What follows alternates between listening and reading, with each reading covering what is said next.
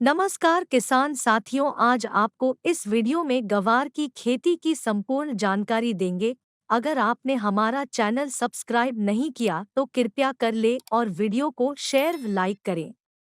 ग्वार लगाने से मृदा स्वास्थ्य में सुधार। ग्वार दलहनी फसल होने के कारण इसकी जड़ों में जड़ ग्रंथियां पाई जाती है, जो वातावरणीय नाइट्रोजन का स्थिरीकरण करती है और मृदा की भौतिक दशा को सुधारने के साथ साथ अन्य फसलों की उपज में वृद्धि करती है। ग्वार अनुपजाऊ लवणीय एवं क्षारीय मृदाओं को सुधारने का भी कार्य करती है। इसका प्रयोग हरी खाद के रूप में भी किया जाता है। ग्वार शुष्क क्षेत्रों में उगाई जाने वाली दलहनी फसल है, जिसे भारत में अफ्रीका से लाया गया था। ग्वार की फसल आज विभिन्न देशों में उगाई जाती है तथा वर्तमान समय में भारत ग्वार उत्पादन में अग्रणी है। संपूर्ण विश्व के कुल ग्वार उत्पादन का 80% अकेले भारत में पैदा होता है। ग्वार का उपयोग। ग्वार की फसल मुख्यतः भारत के उत्तर पश्चिमी राज्यों राजस्थान, हरियाणा, गुजरात एवं पंजाब में उगाई जाती है।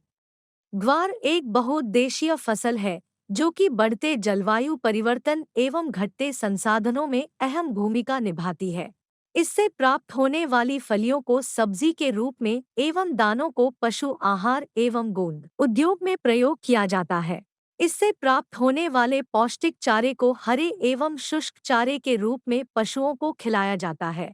गोंद निचोड़ने के बाद विभिन्न प्रकार के उत्पाद जैसे ग्वार आटा, ग्वार खली, ग्वार चूरी एवं ग्वार कोरमा अधिक प्रोटीन युक्त पशुओं एवं सुअरों को दाने के रूप में खिलाया जाता है और ग्वार गम का प्रयोग पेपर उद्योग, कपड़ा उद्योग एवं इमारती लकड़ी फिनिशिंग के रूप में किया जाता है।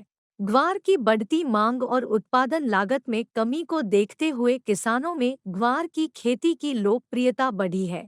उन्नतशील प्रजातियां विश्वविद्यालय हिसार से निकाली गई है। दाने की उपज के लिए उत्तम प्रजातियां है।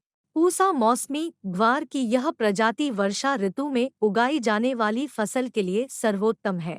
पूसा सदाबहार उगाई जाने वाली फसल है। HG 563, HG 870 ये हरियाणा कृषि विश्वविद्यालय हिसार से निकाली गई है। दाने की उपज के लिए उत्तम प्रजातियां है। HF G 156 यह एक लंबी, शाखादार, खुरदरी पत्तियों वाली चारे की प्रजाति है। इसके हरे चारे की औसत उपज 130 से 140 कुंटल प्रति एकड़ है। ग्वार की फसल के लिए उपयुक्त जलवायु। ग्वार शुष्क जलवायु की कम पानी की आवश्यकता वाली फसल है। ग्वार को ग्रीष्म और वर्षा ऋतु दोनों में ही उगाया जा सकता है। इसे भारी काली मृदाओं को छोड़कर सभी प्रकार की मृदाओं में उगाया जा सकता है। अधिक ग्वार उत्पादन के लिए उचित जल निकास वाली मृदा सर्वोत्तम होती है। ग्वार की फसल के लिए भूमि की तैयारी। रबी फसल की कटाई के बाद खाली पड़े खेतों में पहली जुताई मिट्टी पलट हल, हैरो से करने के बाद 2 जुताई कल्टीवेटर से करनी चाहिए और बाद में पाटा लगाकर खेत को समतल कर लेना चाहिए। पाटा लगाने से भूमि में नमी बनी रहती है। ग्वार की बुआई का समय एवं बीज की मात्रा। ग्वार की बुआई 2 समय पर की जा सकती है। सब्जी के लिए ग्वार को फरवरी-मार्च में आलू, सरसों, गन्ना आदि के खाली पड़े खेतों में बोया जाता है। जून से जुलाई में ग्वार मुख्य रूप से चारे और दाने के लिए पैदा की जाती है। इस फसल की बुआई प्रथम मानसून के बाद जून या जुलाई में की जानी चाहिए। कुछ क्षेत्रों में ग्वार की बुआई सितंबर से अक्टूबर में भी की जाती है। ग्वार की फसल के लिए 5 से 8 किलोग्राम प्रति हेक्टेयर बीज की आवश्यकता पड़ती है। ग्वार के बीज को राइजोबियम व phosphorus solubilising bacteria (PSB) culture से उपचारित करना चाहिए। खाद एवं उर्वरक की मात्रा एवं प्रयोग विधि। बुआई से पहले खेत की जुताई के समय 10 से 12 टन प्रति हेक्टेयर सड़ी हुई गोबर की खाद मिलानी चाहिए। ग्वार फसल में सामान्यतः 25 किलोग्राम नाइट्रोजन, 50 किलोग्राम फॉस्फोरस और 50 किलोग्राम पोटाश का प्रयोग करना चाहिए, जिसमें नाइट्रोजन की आधी मात्रा व फॉस्फोरस और पोटाश की पूरी मात्रा का प्रयोग बुआई के समय करना चाहिए तथा शेष नाइट्रोजन बुआई से 1 माह बाद छिटकू विधि से प्रयोग करना चाहिए। खरपतवार एवं सिंचाई प्रबंधन। खरपतवारों को रोकने के लिए बुआई के 1 माह बाद एक निराई गुड़ाई करनी चाहिए। सामान्यतः जुलाई में बोई गई फसलों में सिंचाई की आवश्यकता नहीं पड़ती है, परंतु वर्षा न होने की दशा में एक सिंचाई फलियां बनते समय अवश्य करनी चाहिए। ग्वार में अनेक प्रकार के कीटों का प्रकोप होता है। किसान भाइयों को यह जानना आवश्यक है कि ग्वार में लगने वाले विभिन्न कीटों से हानि किस प्रकार होती है एवं उनका प्रबंधन कैसे किया जाए। एफिड, चेपा या माहू पोषक पौधों की जड़ों को छोड़कर शेष सभी भागों का रस चूसकर हानि पहुंचाते हैं। ग्रसित पत्तियां मुड़ जाती है और पौधे कमजोर और रोगी दिखाई देते हैं। ग्रसित फलियों में कमजोर और सिकुड़े हुए बीज बनते हैं। ग्वार की शीघ्र पकने वाली तथा एफिड रोधी किस्मों का चयन करें। इमिडाक्लोप्रिड 17.8 एसएल 5 मिलीलीटर को 15 लीटर पानी या डाइमेट 30 ईसी 1.0 मिलीलीटर प्रति लीटर में घोल बनाकर छिड़काव करें। Leaf hopper jassid.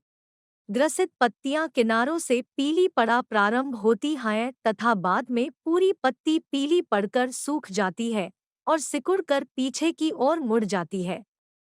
अधिक प्रकोप से ग्रसित पौधों की बढ़वार रुक जाती है। यदि एक पत्ती पर एक से अधिक निम्फ हो तो इमिडाक्लोप्रिड 0.8 एसएल 5 मिलीलीटर को 15 लीटर पानी की दर से छिड़काव करें। सफेद मक्खी। यह रस चूसक कीट है एवं मधु उत्सर्जित करता है, जिस पर काली फफूंद विकसित हो जाती है। इस फफूंद के काले धब्बे पत्तियों के निम्न तल पर दिखाई पड़ते हैं। ग्रसित पौधों की पत्तियां कमजोर और पीली पड़ जाती है। पौधे छोटे रह जाते हैं। फसल पर ट्राइजोफॉस 40 ईसी 2.0 मिलीलीटर प्रति लीटर पानी घोल बनाकर छिड़काव करें। फली छेदक। ग्रसित फलियों के दाने खराब हो जाते हैं। यह फलियों को अधिक नुकसान करता है। क्विनालफॉस 25 ईसी 1.5 मिलीलीटर प्रति लीटर या प्रोफेनोफॉस 50 ईसी 1.5 मिलीलीटर प्रति लीटर या इंडक्साकार्ब 1 मिलीलीटर प्रति लीटर पानी में घोल बनाकर पौधों पर छिड़काव कर इस कीटों पर नियंत्रण पाया जा सकता है। पत्ती छेदक। क्विनालफॉस 25 ईसी 1.5 मिलीलीटर प्रति लीटर या प्रोफेनोफॉस 50 ईसी 1.5 मिलीलीटर प्रति लीटर या डाइमिथिएट 30 ईसी 1.0 मिलीलीटर प्रति लीटर पानी में घोल का छिड़काव कर कीट पर नियंत्रण पाया जा सकता है। ग्वार की कटाई और उपज।